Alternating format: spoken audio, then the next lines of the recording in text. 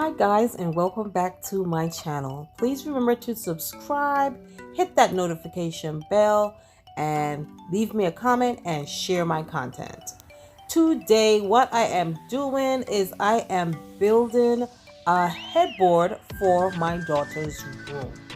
I did this video but I never posted it because I was new and I did not remember or knew that I needed to turn my device in landscape mode. So that's why I never posted it, but I decided it's good content and I need to just go ahead and post it.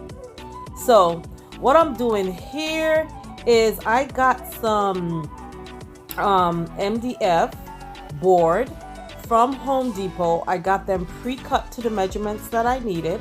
Her bed is a queen size bed, so I got it pre-cut to that.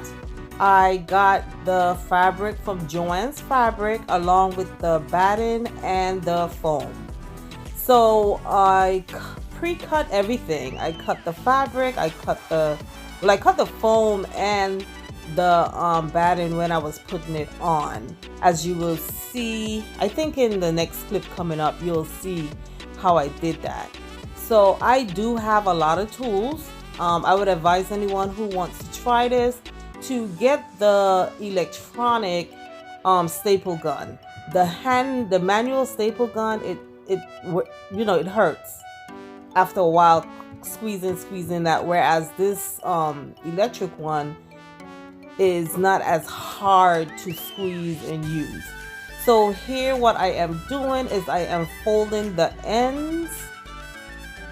So I'm folding the ends in to make it as neat as possible when I'm finished, because I'm very detailed, so I want when it's finished, everything is smooth, even though you may not be able to see it, but it still affects the overall aesthetics of the piece. So here, this is one piece that is finished, and I did actually 3 of these. So here you're seeing where I'm actually now adding the batting. So not the batting, the foam. So to add the foam, I'm using adhesive spray to keep the foam in place as I laid down on the MDF board. The foam was not long enough to complete this board, so I had to join it. If you join it well, it will be seamless and look as though it's one piece of foam when you're finished. I'm cutting off the excess. Always remove your excess. It will affect how each piece look, because not each piece is going to have the same excess. So you need to cut that off. So now the way I'm adding my batting by stapling it in place. This I am not using adhesive because it's going to be against the fabric and you don't want that to stain the fabric. So using the staple gun is, I would say, the most efficient and best way to do that part. So I have the piece turned upside down, and that is how I start to add my fabric. So I'll add the fabric from one end to the next. When you place it down, when you flip it over, actually you pull to get some tension on the fabric, and then you start to wrap it. Here I'm showing you the nail heads that I used. So I added nail head as a decorative element to the headboard. And if you try this, always remember that if you're using more than one piece, which I'm using 3, you're gonna have a left and a right, meaning that you have to watch which side you put the nails on each piece. Now for I did 3 pieces and I had a left and a right. So on one piece, my nail heads was on the left side, and then I had nail heads running up on the top. My middle piece only have nail heads running above the top, and then the other end is my right hand, which only have nail heads running down the right hand side and above on the top. So I'm using the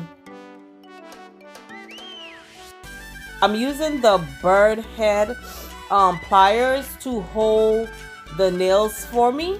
because I do not want to get my finger pound on. And this was helping me to keep them in place. It made the process go by pretty fast because I wasn't afraid to, hit the hammer and not hit my finger. So I would advise to use something that can hold those nail heads in place for you as you apply them to your piece.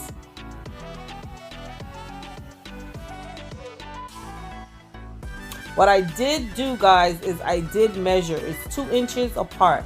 So I used the measuring tape on the first one and I measured where I wanted to place my nail heads. Because of the length of this piece, the 2 inches was not, my length was not an even number. So the 2 inches was kind of off. But what I did do is I started from my middle and I went out. Okay? Knowing that there's going to be a part of this headboard that you're not going to see, which is the part that will fall behind the mattress. Okay? What I did after that is I laid the headboard, I laid each piece on top of the first piece that I did so that I basically didn't have to measure twice. Smart me. So now I finished all 3 pieces. I'm laying them flat next to each other. The purpose for doing this is that I'm going to be hanging these on the wall. So what I wanted to do is I wanted to add some cleats to the back of the headboard. So the way to, if you don't want to buy cleats, like I didn't purchase any cleats, I use that same MDF board. I cut a 15-degree angle cut on the edge. And when you place it on the board, it's gonna create a groove underneath, and then the opposite piece will adhere to the wall. Okay, so that's how I created my own cleats. Yes, I have a saw. I have everything in my garage. Okay, I have me a little mini shop because I'm always making something. So I am trying to figure out how far down I need to place the cleats. And I soon realized that, hey girl, it don't matter, right? It matters on the one that you put on the wall. It doesn't matter for this one. So after I realized that, I just went ahead and I came down 6 inches and I placed them. What I also do, which you're gonna see, is I place another board to the bottom, going across all 3. I did that for 2 reasons. I did it, 1, to keep the board together, keep all of them, close together. And the second is so that it doesn't have an angle when it goes on the wall, since I'm using cleats. So I needed to have that same height so it would come down. You'll understand. So if I have cleats up on the top that's sticking off a 1/4 inch, I need a wood on the bottom sticking off a 1/4 inch, basically to have a level headboard. That's what I did. Okay, so basically that's all I did with this piece. And after I built everything in the garage, then I took it into the space and hung it on the wall. So here I am using my nail gun. So I'm using my nail gun to put the cleats on the back of the headboard, along with I used wood glue as well. So I placed the wood glue first, and then I used the nail gun to put them in place. I used my level to make sure they were straight. So I won't say it's a lot of work, but it's a lot of thought in the process to make sure. Otherwise, when you go and you try to hang these, because I'm using 3 different cleats on the back of each board, is not one long cleat. I have to make sure that all of them lined up. Otherwise, when I hung it on the wall, one may have been a little bit higher than the other, and it would have just looked terrible. So you need to take time out and do this part where you use a level and make sure each one of those cleats is the same across the board. So here you see where I added the wood to the bottom so that I can have a even on the wall, and there is the cleat that I placed on the wall. So I put a long cleat on the wall so that I don't have to worry where the cleat is gonna fall, based on where I have them located on the back of the headboard. God darn it, I am so smart. Oh man. So we are gonna hang this on the wall now, and you will see that I ended up with an even headboard, and there it is. So this is the headboard, is mounted to the wall, and it looks good. It actually looks good. So I used like a velvety suede fabric is what I used. And here's my daughter's bed. She was so excited. She was like, I finally have a headboard. She was kind of picky on what she wanted. So she's talking about all kind of stuff. I was like, girl, look, I'm not making no poster bed and all that stuff. First, I was going to do it. And then afterward, I was like, I'm not taking that on. Normally, when I'm working, I don't want people around me. I need to just do my thing by myself, figure myself out. Too many voices. It's like too many hands in a pot saying, why don't you do it this way? Why don't you do it that way? No, my brain don't work like that. I already figured it out in my brain. Let me figure it out. I have to physically see it. Okay? So her bed turned out really nice.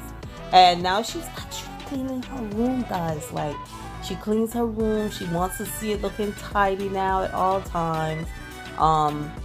And yeah, I will stick a clip in of how it looks like right now. This was I made this probably about a few months ago, but I never posted it because of the quality of the video. But I still think you can get it. You can see the intent. So I went ahead and I posted it. So I hope you guys enjoy this video, enjoy this DIY of making this headboard. I think it's pretty simple, and it's something that you can definitely do for yourself. If you do, drop me a pic. Bye.